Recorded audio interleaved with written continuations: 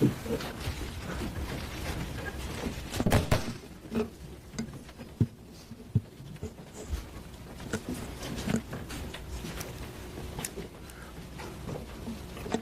morning. Let me say the case that we have been dealing with now for the last several weeks around Nolan Wells is indicative of many cases around the country that have raised serious questions with racial overtones. Attorney Crump and I are going tomorrow, where I'm doing the eulogy for a young black man in Madison, Wisconsin, homeless, and they say had a knife, and there's the tape of him being shot, 3 cops surrounding him, shot and killed, 4 shots. And these cases building up in a climate of an administration in Washington that we cannot feel will objectively investigate. There was a time that we could say if state authorities fail us, we can go to the Justice Department. Even under George Bush, we went to the Justice Department. We, at this point, have to hope that one, we could deal with civil courts, or secondly, that there's a balance of power with the Democrats taking the House in November, and maybe the Judiciary Committee under that can at least put a check and balance on cases that need to be investigated. But we are right now where we have 2 parents, lovely parents, I've gotten to know them, that really don't have an answer to a question. Is it a civil rights violation or not? And we do not know. How do you trust the words of people that say immediately there was no foul play when you haven't even investigated whether it was foul play? How do you trust people that come back from something that happened and never really give you a straight story of what happened, including you have the keys to the car? So when you have more questions than answers, you have to have people that will drive the answers out, and that's what we do. And that's why I've been involved, and that's why we stay involved. And it gets worse and worse and worse. The parent of one of the boys threatening to sue us for asking a question. Imagine that now. Some of y'all call it, what do you feel about the parent, one of the boys says he's going to sue you and Ben Crump? Sue us for what? For saying what happened? So we've gone back that far. And that is why we're going to stand with these parents, because usually, you know, I come from Brooklyn, New York. I was born and raised there. I don't come from the South. But my mother used to bring me down south to my grandmother in Dothan, Alabama. And Congresswoman, my grandmother told me, you see that pen over there? I said, yes. She said, that's a pen of hogs and pigs. I said, yes, ma'am. She said, always know something. If you take a brick and you throw it in that pile, the hog that hollers is the hog you hit. There's too much hollering going on in Mississippi that we haven't hit something. I can't figure out which one we hit, but we hit something. Because now they're talking about lawsuits. They're threatening a mother of a child, trying to get her job taken. You wouldn't be hollering if we wasn't hitting something. And we're going to stay on that, and we're going to stay on it all the way.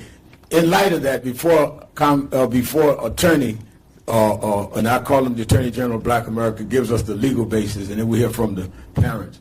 Congresswoman who lived herself through dealing with the whole tragedy of her own son. That's how we met, on a plane. She was a flight attendant at the time. And she stopped me on the plane and said, Grandma, why ain't you dealing with my son's case? And we started a relationship. She ended up being elected right here in Georgia and reelected. They redrew her lines, and she was reelected anyhow. The lines couldn't reduce the favor of the people. Congresswoman Lucy McBath. Good afternoon, everyone. First, I want to say thank you to Reverend Al Sharpton, and also thank you to Attorney Crump for being the armor bearers for this family, the Nolan's family. It's a really, really sad occasion that we're here again. I was just saying to my staff on the way in, it's like this brings back so many vivid memories for me and my own family, having lost Jordan to unnecessary gun violence in November 2012, Black Friday, simply because he was black and playing loud music in his car. And so here we are again today, here for the loss of another black young man in our community. And we find ourselves asking the same questions. How did it happen? Why did it happen? And this family stands here demanding answers. This family deserves answers. I myself sought the same justice for my son Jordan that they're seeking for theirs, and they deserve answers. And they deserve justice.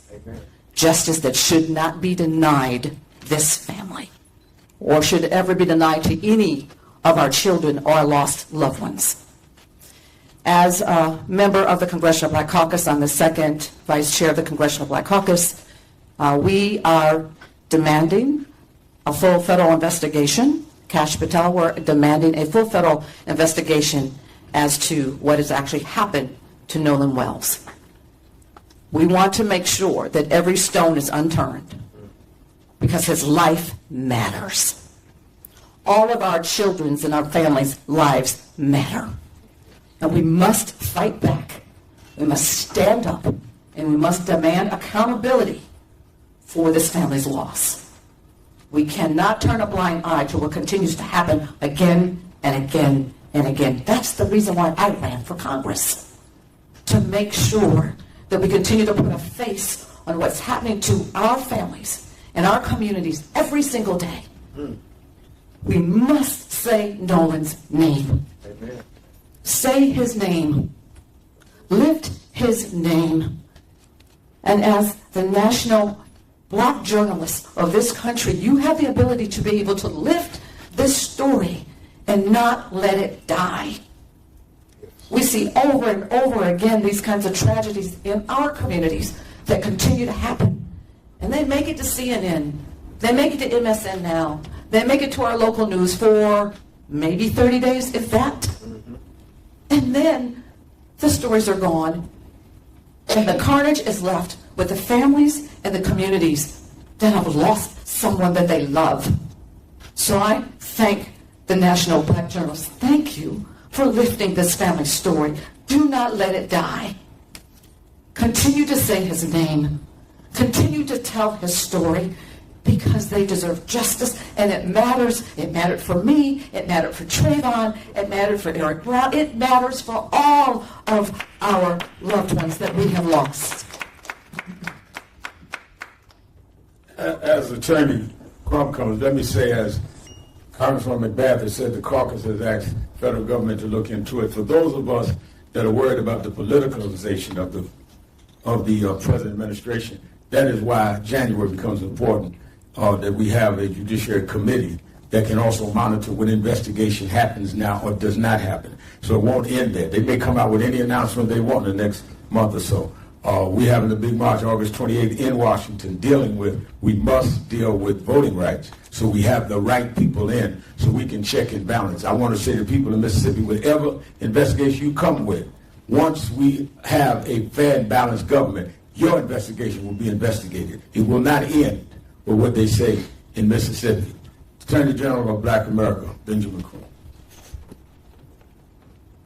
Thank you so much, Mentor. Reverend Allen, thank you for helping not only lead the effort to get to the truth, but keeping this family in your prayers as you have done so many more families, giving them support. I'm Attorney Ben Crump, along with Attorney Eric Hertz, Attorney Lisa Park, Attorney Ahmad Smith. We have the honor of representing the family of Nolan Wells. Obviously, you all have come to know his parents, Christine and Elmore Wansley. And this is hard. I heard Congresswoman McBath, who lost her son Jordan almost 12 years ago, and it's still raw and emotional when you hear her talk about the loss of a child. I mean, he's not coming back, and that is the story. Everything else is just, hyperbole, is distraction. The story is what happened to Nolan Wells. Somebody knows something. Somebody saw something. I'm thankful to Reverend Al Sharpton and Mr. Tyler Perry and Terrell Owens and Byron Allen putting up these rewards. I understand others have now put up rewards, and that's good because that means we all have the same objective. We want the truth about what happened to Nolan Wells, and it is urgent. It is urgent because each day that goes by, you worry, will we ever get to the truth? And so that's why we want to thank CBC for calling on the federal authorities and anybody else who has resources to help this family get to the truth of what happened to their son. I know I was talking to Christian Clark, and she said, no, let's make sure that all taxpayers' money that goes to support federal resources apply to our children too. I mean, let's say that nobody should say, oh, it doesn't matter that much because it's a black child. No, it matters. All of our children matter. And so we are going to continue every day to say his name, Attorney Hertz, Attorney Park, Attorney Smith, trying to work with the local district attorney to give them what they need to do a thorough, fair, full, impartial investigation. That's what we're asking for. Everything else is just a distraction because Nolan's birthday is next Wednesday, August 19th. It is going to be extremely difficult for his mother, his father, and his family because this August 19th will be like no other that they've ever had for the last 19 years. I mean, it's a milestone when your child gets to be 18 years old. You try to breathe a little easier, Reverend. Now you say, man, we almost got them there. They're at the cusp of being an adult, cusp of manhood.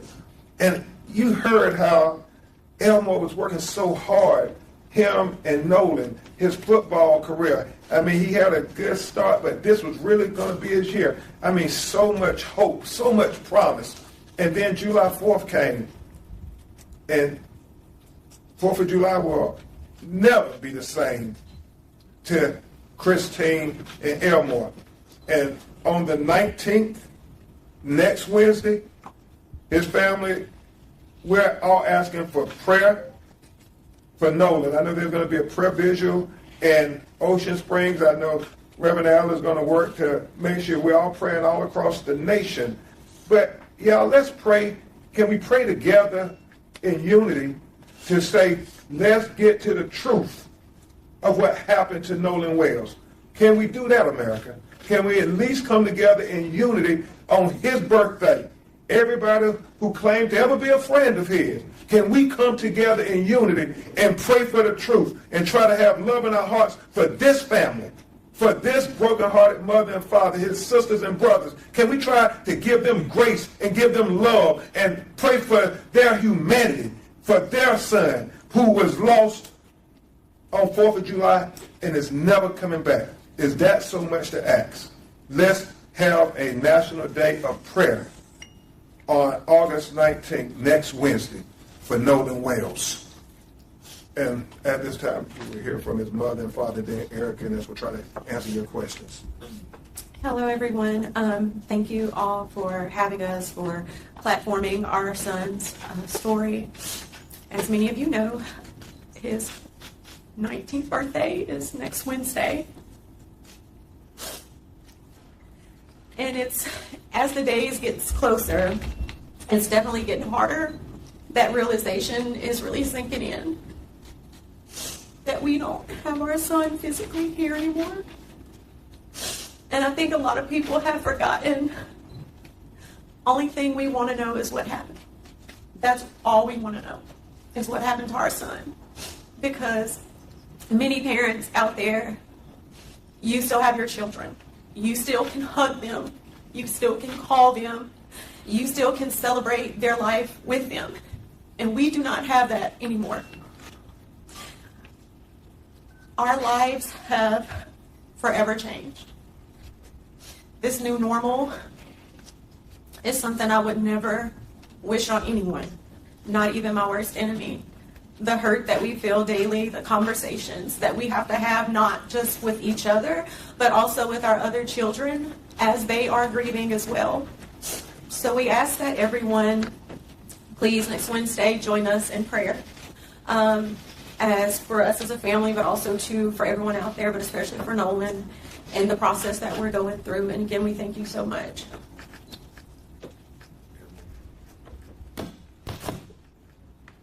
First of all, I want to say thank you to everyone who's constantly keeping our son's story in the forefront. You don't know how much we really appreciate that.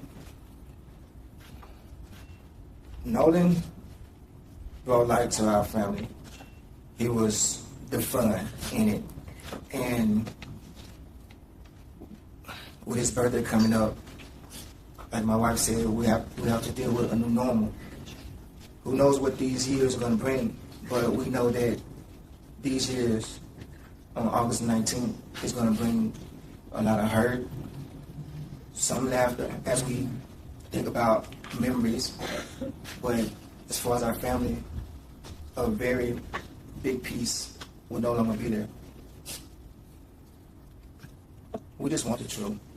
We just want to know what any other parent would want to know. We're asking the questions any parent would ask. And if you feel that something's wrong with that, then that's a problem that you have to deal with. But as far as us and our family, we're just asking for truth, transparency, and to please keep us in your prayers. Next week is going to be a hard week, and the years follow are going to be hard. Thank you. Thank you very much, Christian and Elmore. It never gets easy, Reverend Al.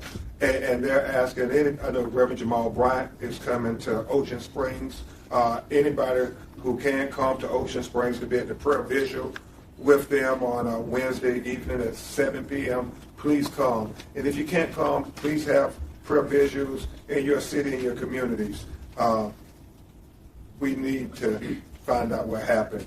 Attorney Hurts, Attorney Parks, and Reverend Allen, as we're trying to answer your questions. The family, obviously, the motion, they'll try to answer questions if they can. Any questions? Yeah, what's up? Well, my name is Logan John, NBJ. Yeah, give us where you're calling, where you question. NBJ News. Okay. What do you believe accountability and justice for Nolan Wells should look like? It's very simple. As we always say, if it was your child, what will accountability and justice look like? Well, that's the same thing they want for their child. Whatever it would be for your child, that's the same thing they want. Whatever investigation you would do for your child, that's the same investigation they want. We're not asking for anything special. We just want equal justice for our children too. And I think that what we must be very much emphasizing is they have said, again here with the press conferences and statements they made throughout, when they started at our headquarters in Harlem speaking to the press, they're not trying to come to a conclusion. The other side did, saying that there was no foul play. They're trying to tell us what happened. And we're going to stand with them on that, and as well as other cases around the country. Yes, sir. I'm Ezekiel Telemarco with ABC 24. There's been a lot of misinformation and rumors spreading on social media. Is there anything that you guys would like to keep on that you've seen that has been out there? Let me just say this. I went real. Well, I mean, I think that social media has distorted a lot. I think for myself and Ben, we're public figures that you're going to have social media lie on us every day. I don't even know if I'm really here according to social media. But what hurts us is the distortions they've done on the family, where they've harassed her in her job and sent stuff to their house. It started with the father's question. They didn't ask to be public figures.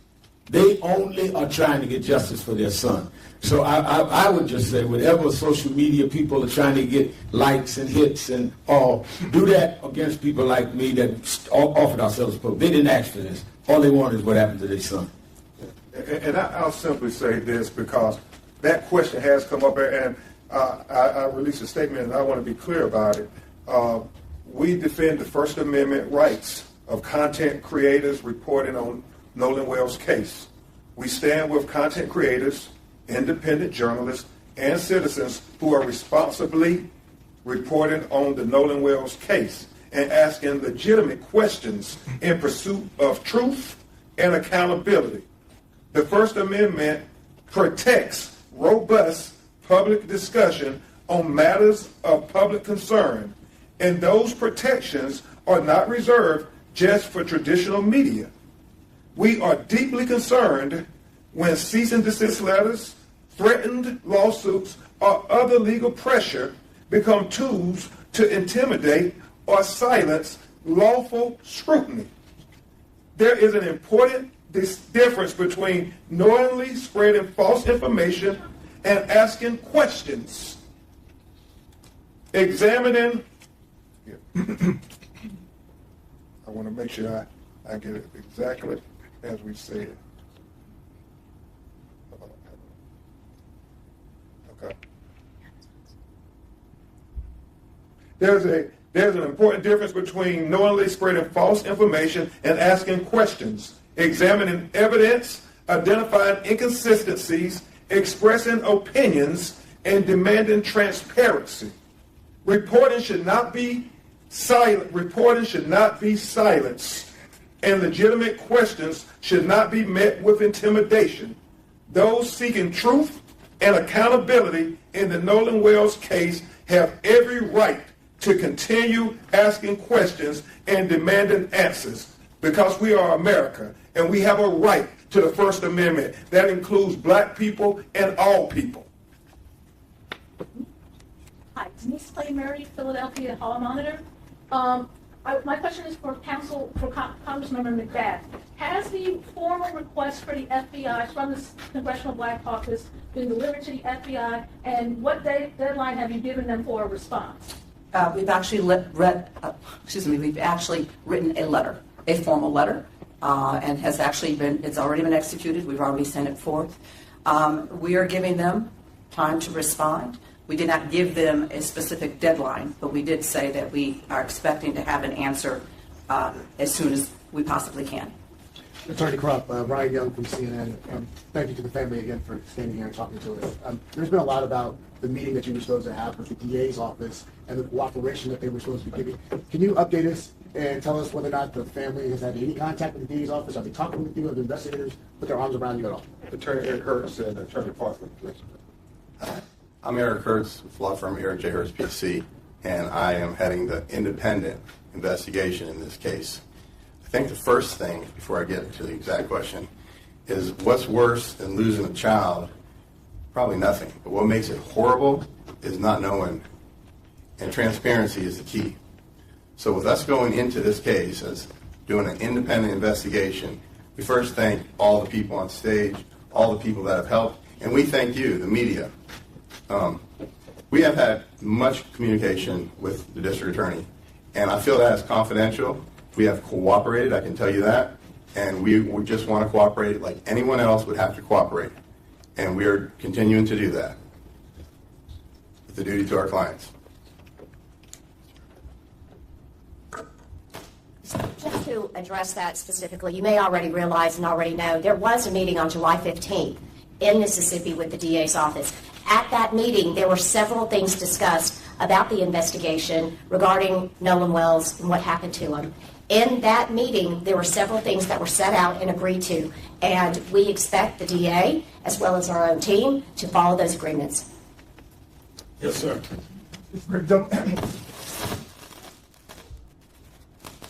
And Greg Dunmore from Post Beat Media out of Detroit, the ABC sister station TV20. Evil prevails when good men and women remain silent when the facts come out, and they will come out. If it indicates that something sinister did not happen and it was a freak accident, will you believe that the truth is still not being revealed? Because if the truth is not going to indicate on some level that something sinister was done, will you not believe it to be something else if the truth is that it was not? If the truth comes out, Yes. and it's clear, then we will accept the truth. That's all we're asking for. And we only have said that the people that are attacking them for raising the question of the truth say the same thing. I think that we've leaned over backwards in every press event, at the funeral, me doing the eulogy, saying we weren't going to prejudge. Yet they keep getting lambasted. Imagine this. You're losing your child, and you're being attacked for asking what happened. I mean, they're not political figures. Why are they under attack for asking for the truth? So it's not about us accepting. It's about whether or not those involved can accept. Yeah. Yes, you know how much Black Wall Street Times. Women, they always try to shut us all out. We're not these times. Yeah, it's on. Yes, Nehemiah Frank with the... Don't move the mic. Okay. Try this again. Okay. Yes, Nehemiah Frank with the Black Wall Street Times out of Tulsa, Oklahoma. Condolences to you both. My question is for Mr. Wansley. When you went to Jack's house and he used the past tense and literally said to you, from what you told us, the media, that the brother, or that he said that Nolan was like a brother a day before the body actually washed up, was that like alarm? Did it send any alarm bells for you at all? Yes, you say what you say.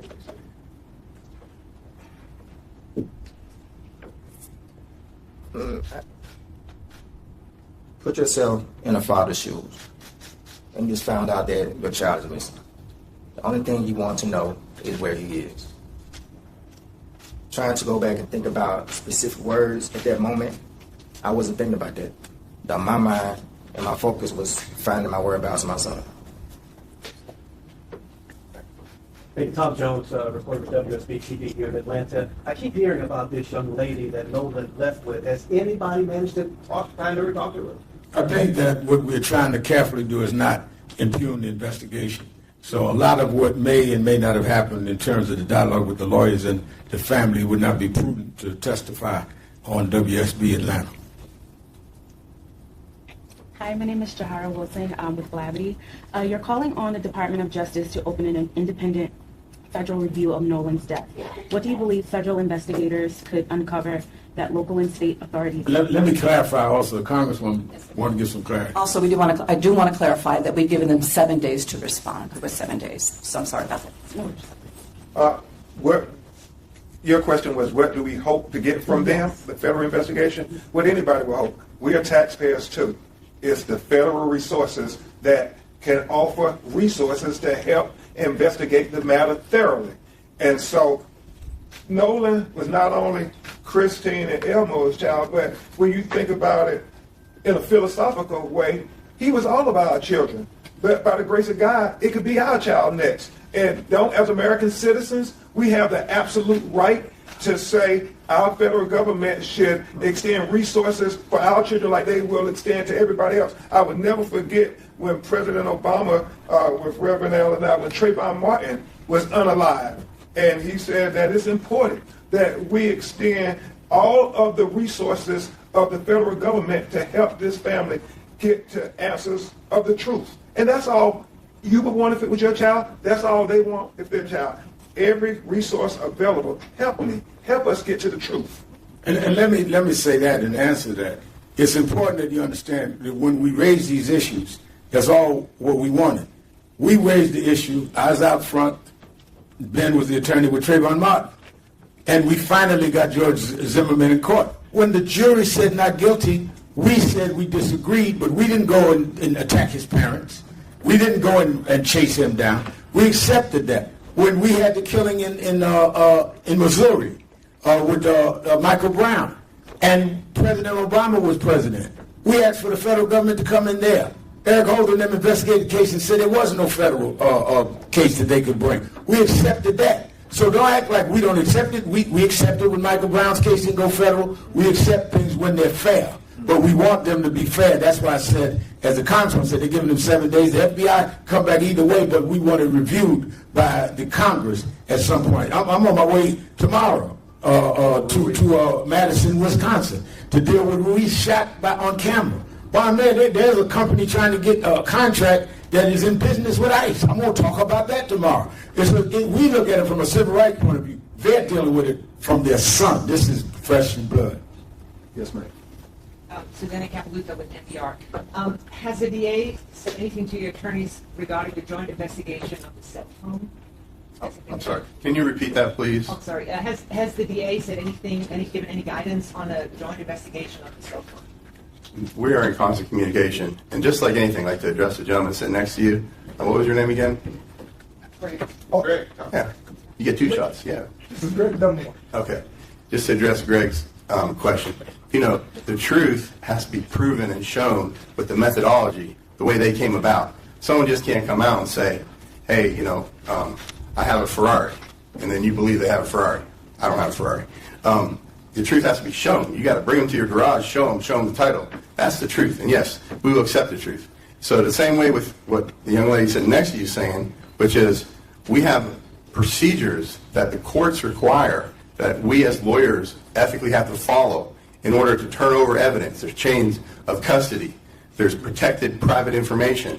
And we are willing, in fact today, I'm not doing anything the rest of the day, to meet with the FBI and our person, our expert, to go over that phone. And we've made that clear. So we're ready to do that at any moment.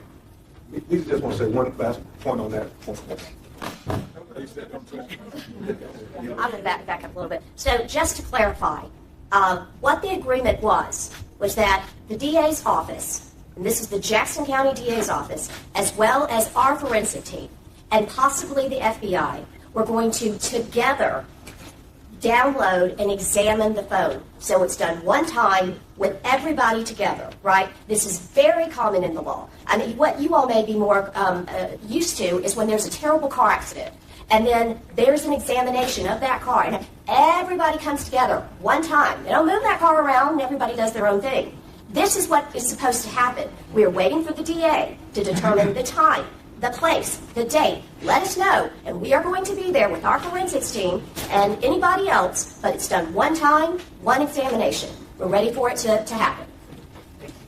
Julie Walker, Associated Press. Can you give us a sort of a timeline of what's next going forward, including any possible lawsuits that would be filed, not against you, as you had mentioned before, but that you would be filing, and then the completion of the independent autopsy and how that's moving along, and anything else that would be moving forward? And I know you had mentioned you wanted that national day. Other than that, anything in the future? Well, we want to make sure people understand we're going to follow the truth wherever it leads us. There's been a lot made about we want to come and bring some lawsuit. When Christina and Elmore called me, we weren't thinking about bringing a lawsuit. We were thinking about just helping them get to the truth. That is a vehicle that we can use to get to the truth if the facts tell us that. We send out preservation letters, and everybody said, oh, they're going to sue them. No, we send out preservation letters to preserve the evidence. And in those standard letters, you say litigation is reasonably anticipated to say, don't get rid of the evidence. We're on record that we want the truth, the whole truth, and nothing but the truth. And that's what's going to lead us in what we do. It's about the evidence, nothing else. And this family has always said from day one, even when I called Reverend Allen and talked to him, they have been consistent. We want to know what happened to our child. Everything else is just, it's just clickbait and everything. It's about what happened to our child. Black Press, NABJ, we need you now more than ever to keep everybody focused. What happened to this 18-year-old black teenager in Mississippi? Because there have been questions when you look at the history of the Deep South where young black people are unalive and nobody ever gets any answers. Well, we want Nolan Wells not to be like many others that came before him. And that is why, as I said earlier, August 28th, the anniversary of Dr. King's March, Martin III and I we were doing a huge march in Washington, Lincoln Memorial. This will be highlighted in other cases because these things keep happening, and to protect the right to vote. So we intend to stay out on the battlefield as long as necessary. Yes. And I'd ask about the independent autopsy. We understand that Dr. Roger Mitchell is made himself available at any point that the district attorney's office and the medical examiner will allow him to come. He's ready, willing, and able to go do it. Reverend Banks at NBJ News. You mentioned just now that multiple cases have happened like this that are similar. What do you think about this case in particular being called race politics? About this case in particular, what? Being considered race politics. I think that the race politics of this case has been the reaction. I think that we're not predetermining that the case was racial. We're determining that the answer, the investigation, has been racially divided, and that's what made it racial. Yeah, I'll take two more. This is a press conference, not a revival. We're not going to be here all afternoon. Yes, sir. I know so to be a loud voice. In particular, piggyback on what Attorney Trump said, is it the fact that this happened in Mississippi why it seems to be so difficult to get answers in regards to the black man's death? And did you say Trump or rather than Crump? I'm just trying to. Yeah, we're praying for you at the prayer meeting Wednesday. I want to keep an open mind. I know there have been several attacks on us just for asking questions, and it's okay. I mean, when you think about Mississippi, they attacked all my heroes. The governor's predecessors, they attacked, Ida B. Wells, Medgar Evers, my personal hero, Thurgood Marshall, Dr. Martin Luther King, for saying that we're going to stand up for black life and black humanity and the right to black people to have the Constitution applied to them as American citizens. So I'm unapologetic in my defense of black life, black liberty, and black humanity. God has a calling on all our lives. And when you figure out what that calling is, you don't second guess it. You say, God, I know why I put on this earth, to be there to stand up for our people in times when they have nobody else to stand up for them. And so whether it's Mississippi or anywhere else in the deep South, or as Malcolm X said, I heard they discriminate against black people in the South. He said, I guess my definition of the South would be anything beneath the Canadian border, because last time I checked, they discriminate against black people all across America. And so what we're saying is we are open-minded. We want to trust them, but we can't be naive. We have to verify everything, as Attorney Hurt said. Whatever conclusions you come to, we want the methodology. Whatever investigation you're doing, we want to know that it's the same investigation that you would do with your child. Not treat Nolan any differently. That's what we're trying to do. That's all we're asking. All right, we're going to take one more, and then we have to take the family out. Jesse Jackson Jr., who has his own radio show. I represent KBLA today. Let me ask you a question, Reverend Johnson, Reverend Trump, and even the Congresswoman. Nolan Wells' body was found on federal territory, Horn Island, run by the National Park Service. Are you aware of any death investigation opened up by the National Park Service into his death on federal land? First question, actually two parts. There have been 7 arrests made for the swimming pool, also run by the National Park Service. Why the disparity between arrests over the reflecting pool in front of the Lincoln Memorial and 0 arrests, subpoenas regarding the National Park Service in the case of Nolan Wells? The answer, and I have the lawyer's answer, is that is why we raised it, thanks to the CBC and Congresswoman, to a federal level, because the federal government has to answer those questions of involvement, because Horn Island is federal property. And while they can have a grand jury indict around a reflection pool, then announce they're pulling back the charges, now have with a new special grand jury. They done went to a pool twice and haven't come to Horn Island one time, and it was federal property. So I think that the contradiction there is why we keep raising the question. And also, too, as a matter of record, being in Congress, there is federal oversight. And I sit on Judiciary Committee in Congress. We also have the Senate Judiciary Committee. And oftentimes there are a lot of these kinds of investigations that come before us because we have the authority for oversight. So since this is considered, at this point, would be considered something of national federal interest, that is the reason why we're asking for the accountability to make sure that this is not just swept under the rug. Thank you. And I'll say in conclusion, thank you to the media. Now more than ever, the 4th branch of government, we need you. NABJ, we need you now more than ever. We're talking about Nolan Wells, but remember, there were 2 other 18-year-old black teenagers who were unalive in highly questionable situations.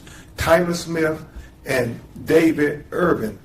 And we need to be talking about these children. We got, the young lady, Alyssa Hackett, who was, brutalized by a state trooper and who cursed her.